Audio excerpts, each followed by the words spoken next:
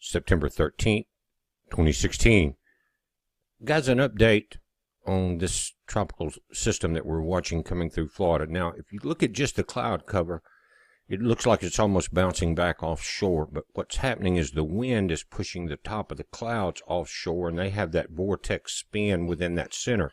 But the actual center of circulation has come on land, and we're going to look at it real close. We're going to look at the maps, the spaghetti charts, things like that. But this is a very close-up, high-definition satellite radar. This is part of the COD, one of the links on our website, guys. Go over there and check it out. But you can see where you're at on the map, and with the radar, you can see where the clouds are spinning off to the right, but the actual center of circulation is right here. It's south and west of Jacksonville, due west to St. Augustine. That's the center of circulation. So what you're seeing, look at this, Lake City, Gainesville, Perry, going through towards the Apalachicola area. But to the yellow area is indicating on radar where the large thunderstorms are and the heaviest rain. And that's the way these storms work. Your northwest quadrant will be the strongest. And that is also out over the Gulf Stream in the warm water.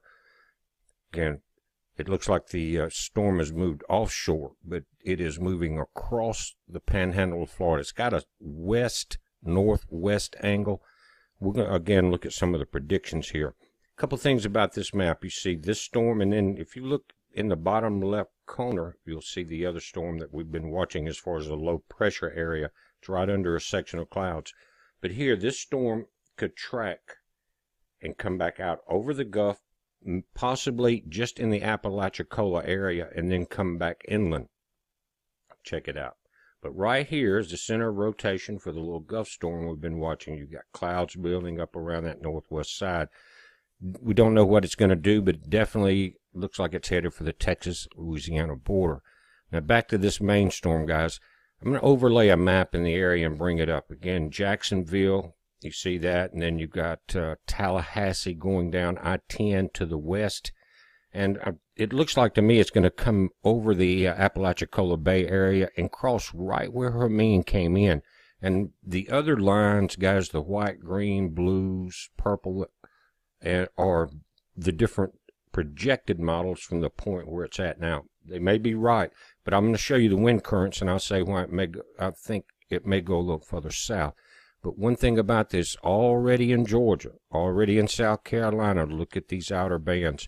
As the storm got into the Gulf Stream, everything heated up. Now these outer bands off the Georgia coast are also in the Gulf Stream, so there's plenty of energy to push not only rip currents, things like that, high tides, guys, but the rain and the flood potential could be very large with this. Now, over on the website, each day as these storms are coming in, my wife is going in and adding links. We've got below the COD radar, Miami Beach, Pensacola, Gulf Shores, Daytona, St. Augustine, Panama City, and Apalachicola. And those could be the St. Augustine, Panama City cams, and Apalachicola could be handy if looking at watching the storm here off St. Augustine Beach, South Beach Grill. This is Apalachicola. This is just to the west of where Hermine came in. Very quiet there. It's on the other side of the peninsula. But watch as I put the streamlines in.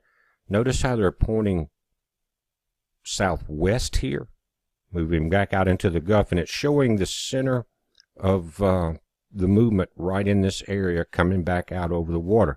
We'll have to watch it, but everything has this downturn. But there is a push northward from the Gulf, so it's fighting a push to the north, and then the wind streams pushing it south and west. But either way, anywhere in this area, guys, could be hit by heavy winds, rains, and there's already been tornadoes warnings out, and there's been tornado damage out. That could go on all the way up the East Coast. Again, here are the projected spaghetti models, and the two white ones loop this thing out. All three white ones loop it back out into the Atlantic and back across the Florida Peninsula. It's happened before with one of the worst storms to ever hit was Hurricane Ivan. But it started as a storm way out in the Atlantic. It didn't form the way that this storm did or the way that Katrina formed. This was, again, 9/24/2004. Now, the spaghetti model's on Invest 95, the new one coming off the African coast. One has it going up. The other ones have it continuing basically on a westward momentum. Now, those are where the giants have formed, like Ivan, out here in the far Atlantic. You do have the exceptions.